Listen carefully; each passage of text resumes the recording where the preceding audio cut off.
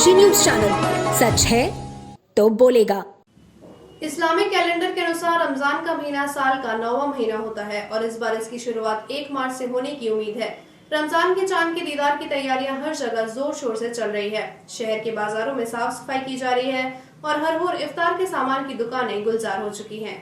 रमजान का महीना मुस्लिम समुदाय के लिए विशेष महत्व रखता है। इस दौरान मुस्लिम लोग अल्लाह की इबादत करते हैं और पूरे महीने रोजा रखते हैं। रमजान के आखिरी दिन ईद उल फितर का त्योहार मनाया जाता है, जो खुशी और भाईचारे का प्रतीक है। इस्लामिक मान्यता के अनुसार साल 610 में मोहम्मद साहिब को लैलत उल कद्र के दिन पवित्र कुरान शरीफ का ज्ञान प्राप्त हुआ था। तभी से मुस्लिम धर्म के लोग इस पूरे महीने रोजा रखते हैं और महीने के अंत में ईद उल फितर का त्योहार मनाते हैं। रमजान के महीने की शुरुआत चांद के दीदार पर निर्भर करती है। मक्का में चांद दिखने के अगले दिन भारत में पहला रोजा रखा जाएगा। इस साल चांद का दीदार 28 फरवरी को हो सकता है, जिससे 1 मार्च से रमजान का महीना शुरू होने की संभावना जताई जा रही है। रमजान के दौरान मुस्लिम समुदाय के लोग सूर्योदय से पहले सुहूर यानी सहरी खाते हैं और फिर सूरज ढलने के बाद इफ्तार के समय रोजा खोलते हैं। इस दौरान दिन भर पानी तक नहीं पीने की परंपरा होती है और पूरे दिन भूखा प्यासा रहना पड़ता है। रमजान की शुरुआत से पहले शहर के बाजारों में विशेष साफ सफाई की जा रही है। जहां एक और लोग रमजान की तैयारी में जुटे हैं, वहीं बाजारों में इफ्तार के सामान जैसे खजूर, फल, पकवानों और खास तरह की मिठाइयों की दुकानों में भी भीड़ देखने को मिल रही है।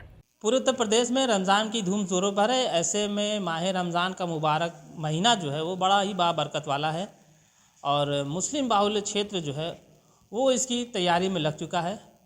तो आइए इसी बीच हमारे साथ मौलाना निज़ामुद्दीन कादरी साहब हैं, हम इनसे भी बात करते हैं कि रमज़ान की क्या फजीलत है और इसकी शुरुआत कैसे होती है।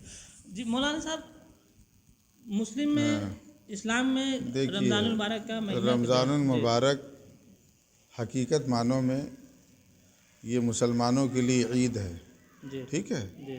और सिर्फ उत्तर प्रदेश की बात नहीं है, बल्कि पूरे रुए ज़मीन पर जो भी कलमा गो है, जिसने कलमा तैयबा ला इलाहा इल्लल्लाह मुहम्मद रसूलुल्लाह पढ़ा और दामन इस्लाम में दाखिल हो गया, उनके लिए ये बड़ी मुबारक महीना है। और चूँकि जब रमज़ानुल मुबारक का महीना शुरू होता है तो हर मसाजिद में तरावी की इफ्तिताह होती है। कहीं पे 3 रोज़ की तरावी होती है, कहीं 10 अय्याम की होती है, कहीं पे 5 अय्याम की होती है और कहीं पे 27 रमज़ान तक ख़त्म तरावी होती रहती है। अब हमारे यहाँ ये मस्जिद पीर सईद में पहला अशरा यानी 1 रमज़ानुल मुबारक से लेकर 10 रमज़ानुल मुबारक तक ख़त्म तरावी होती है। उसके बाद सूरह तरावी का सिलसिला शुरू रहता है। चलिए हमारे साथ और भी लोग हैं, हम इनसे भी बात करेंगे। अपना परिचय दीजिएगा। मेरा नाम इजहार अहमद है। इजहार जी, ये बताइए तरावी के दौरान जो लोग घूमते फिरते रहते हैं रोड पर और तरावी मस्जिद में चलती, इसके बारे में क्या कहेंगे, क्या मैसेज देना चाहेंगे समाज में? देखिए, ये बिल्कुल गलत है, ऐसा नहीं होना चाहिए। नमाज जो है वो एक ऐसी इबादत है कि जिसमें हम सारी दुनिया के कामों को छोड़ के जो नमाज का मैं आपको एक डेफिनेशन बता देता हूँ शुरू का।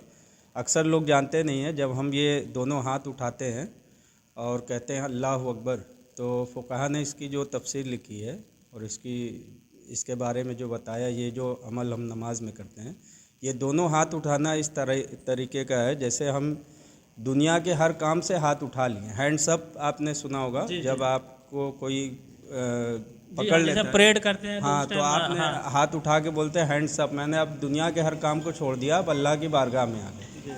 तो नमाज जब खड़ी हो जाए तो इस तरीके की किसी भी दुनियावी काम में आप कोई जायज़ काम हो उसमें आप शिरकत नहीं कर सकते। तो ये तो फिजूल की बातें हैं। घूमना फिरना, चाय पीने जाना, पान की दुकान पे बैठे रहना, ये लोगों का अपना मन पसंदीदा बनाया हुआ है। ऐसा कुछ दिन में तो ये एकदम बिल्कुल सही नहीं है।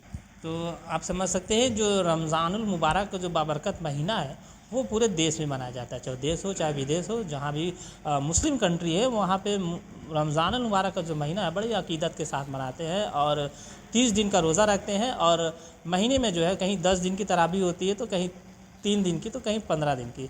ऐसे में लोगों का कहना है कि जो तरावी 3 दिन की होती है, जो लोग बाहर निकल कर इधर उधर बैठते हैं, वो सही नहीं है और ऐसे में वो मस्जिद में ही जाकर पढ़ें, जिसको देखते हुए 10 दिन और 15 दिन की तरावी पढ़ाया जाता है।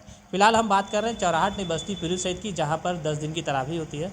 लोगों का यहाँ तक भी कहना है कि तरावी पढ़ने से कब्ल जो है वो समझ में भी आना चाहिए, सुनना भी चाहिए। और जो नहीं समझ में आ रही है तो उसका कोई उतना मतलब नहीं है। ऐसे में यहाँ पे जो 5 पारा था वो 3 पारा कर दिया गया है, ताकि लोगों को किसी चीज़ की दिक्कत ना हो और सही से सुनाई भी दे। तो डेनकासी के साथ मोहम्मद इरफान, चंदौली से। ऐसा है कि रमज़ान जब आता है तो हमारे यहाँ मोहल्ले के हिसाब से 1 महीना पहले से यहाँ खुशी हो जाती है। सामान के इंतज़ाम हमें करना पड़ता है। 1-2 लाख रुपया का मुझे एक्स्ट्रा सामान मंगवाना पड़ता है। माशाअल्लाह पूरे मोहल्ले में खुशी छाई हुई है रमज़ान को लेके। मस्जिद से लेके हर जगह खुशी खुशी है। आज इंतज़ार है कि अगर चांद हो जाएगा तो इंशाअल्लाह कल ईद होगी, रमज़ान चालू होगा, पहला रमज़ान। बाकी दुकानदारी अल्लाह का करम है कि बहुत महंगाई होने के बावजूद जिस तरह से दुकानदारी हो रही है हम लोग सोच नहीं सकते थे। अल्लाह का करम है, बहुत अच्छा चल रहा है।